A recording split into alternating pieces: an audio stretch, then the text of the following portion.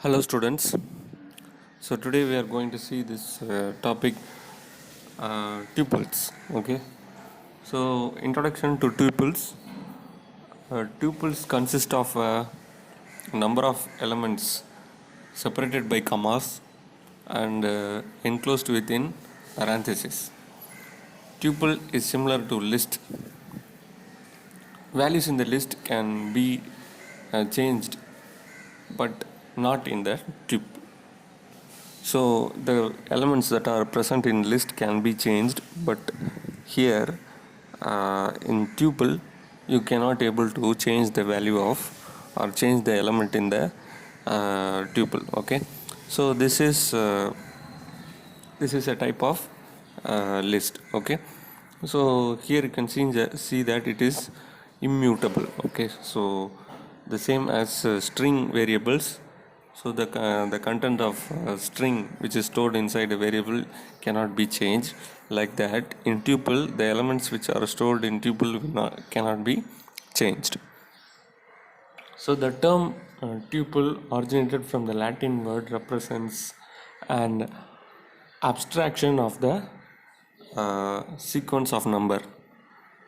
Abstraction of the sequence of number. So single one, double two, triple three, uh,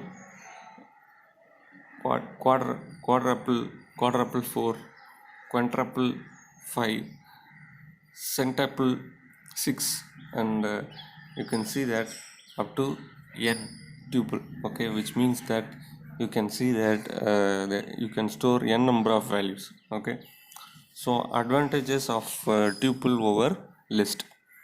The elements of the list are changeable, which is mutable, whereas the elements of the tuples are unchangeable. This is the key difference between tuple and a list. The elements of the list are enclosed within square brackets, but the elements of a tuples are enclosed with parentheses. Iterating tuples is much more faster than the list. So these are all the advantages of using tuple in your program. So the next thing is creating tuple. What are the syntax, or how will you create your tuple inside your program? So creating tuple is simple to list. In list elements are defined with square brackets, whereas in tuple they may be enclosed with the parentheses. The elements of the tuples can be even defined without parentheses. Okay, so the elements can also be created uh, with or without parentheses. So whether the elements defined within the parentheses or without parentheses, there is no difference in its function. So you can there is no difference between the function of defining elements into tuples with or without parentheses. Syntax. So here you can see that tuple name is equal to open bracket and close bracket. So they didn't give any elements in it, and you can see that in the next example they have created element e1, e2, e3 up to en with the parenthesis, and the next example you can see that they have created without parenthesis. Okay, the same tuple name and e1, e2, e3 up to en without parenthesis. Okay, so here you can see an example here. My my tuple 1 is equal to 23, 56, 80, 89, A, E, T, and Tamil. Okay, so here you can see that the next line they are printing it, and you can see the output uh, of the print statement. Okay, my tuple 2 is equal to, without parenthesis they are creating a tuple, and then they are printing it. You can see the output of it. Okay, So next is creating tuple using tuple function. So there is a separate inbuilt function in Python so that you can create a tuple with a tuple function. So the tuple function is used to create tuple from a list. So when you create a tuple from a list, the element should be enclosed within square brackets. So here they have given a syntax for it. So tuple name is equal to tuple. It's a keyword, it's a function.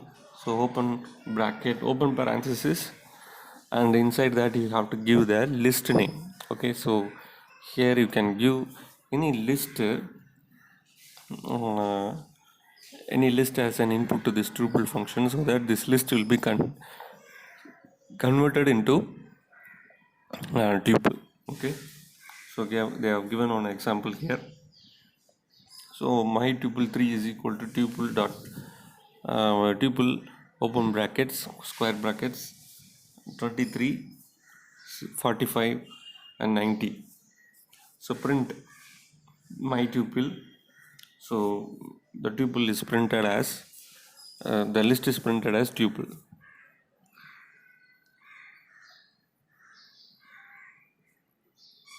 In the next statement, you can see that they are using this type function to find the data type of the function, and it is showing you that the class type tuple. Type function is used to know the data type of the Python objects. Next is you can see that creating single element tuple. Okay, so now they are using this single element tuple. Okay, you can even create a tuple with only one element. So while creating a tuple with a single element, add a comma at the end of the element. In the absence of comma, the Python will consider that the element is an ordinary data type, not a tuple. Okay, so create a tuple with one element is called singleton tuple. So if you add a comma at the end, then it will convert it as tuple. If you doesn't give any comma, it will be considered as singleton tuple. So you can create it. Okay, we'll see an example.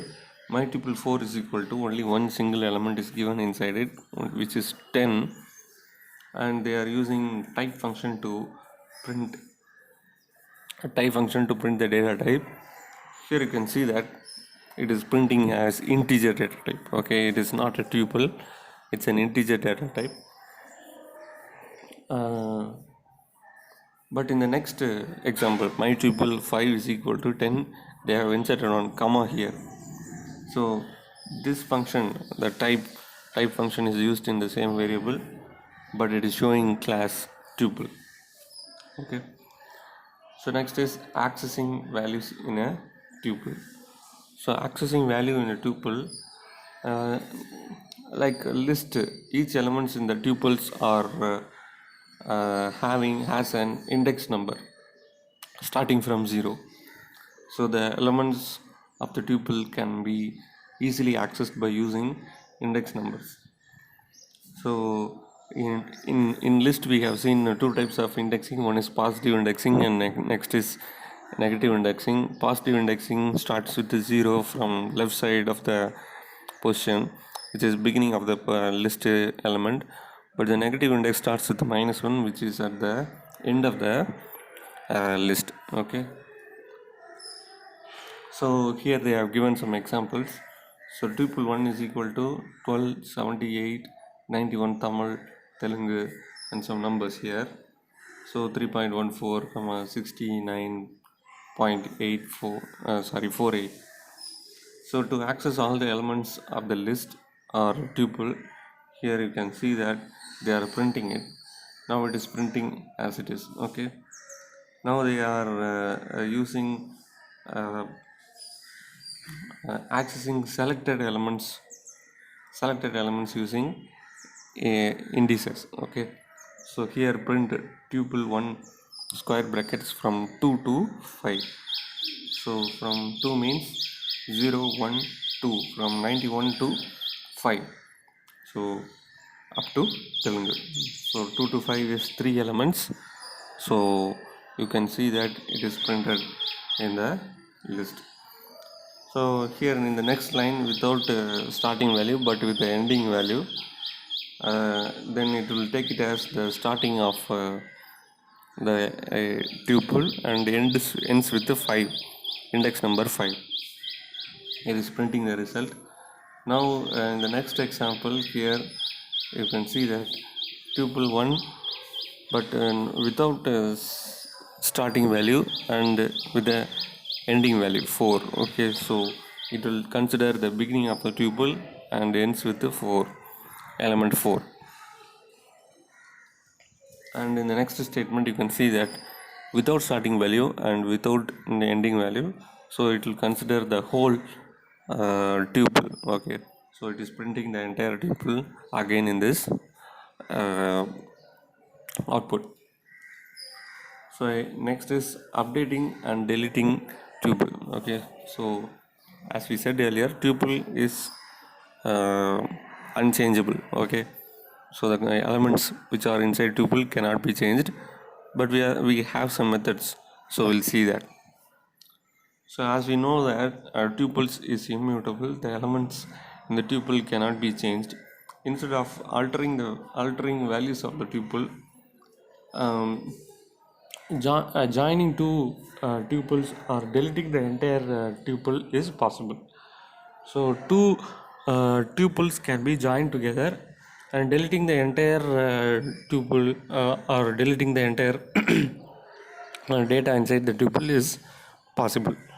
So we are going to see how it is done. So tuple 1, tuple 2, tuple are the two tuples here. Tuple 1 plus tuple 2. So here you can see that tuple 1 and tuple 2 are the two tuples. So the next tuple 3 is equal to tuple 1 plus tuple 2. And you can see that they are printing the tuple 3 here, and you can see that the output is 2 comma 4 comma 8 comma, the entire addition or the elements of the two tuples has been combined together and printed as it is. So to delete a tuple, then you have to use del, the same keyword which is used to remove the entire list. Del keyword is used here also. So here you can see that del and tuple name. So tuple 1 is created and the elements of the tuple 1 is printed in the next line, and del tuple 1, but they are trying to print the tuple 1 again, but it is showing some error here. Okay, so tuple 1 is not defined. Okay, so the note that the print statement in the above code prints the elements, then the delete statement deletes the entire tuple. When you try to print the deleted tuple, Python shows the error. Next is tuple assignment. Tuple assignment is a powerful feature in the Python.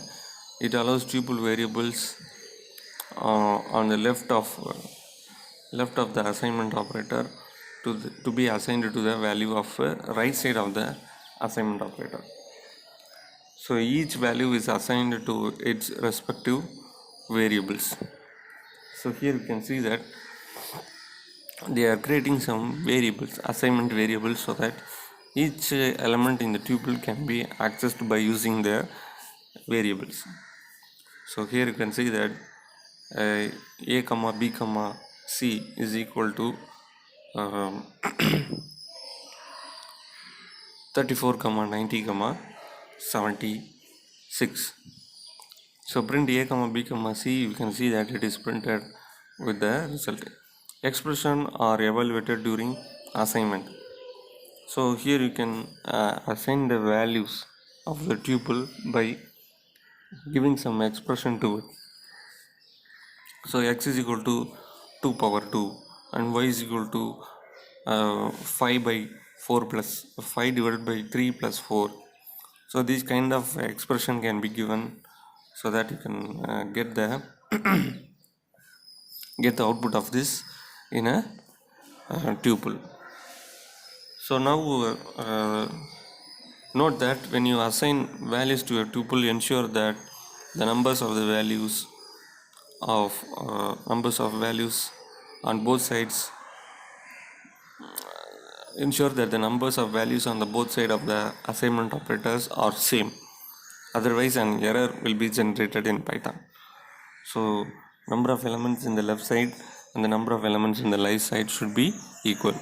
If you are giving any number less or number increased or any other side in the expression, then it will show some error in the Python. So next is returning multiple values in tuples. So a function can return only one value at a time, but Python returns more than one value for a function. Python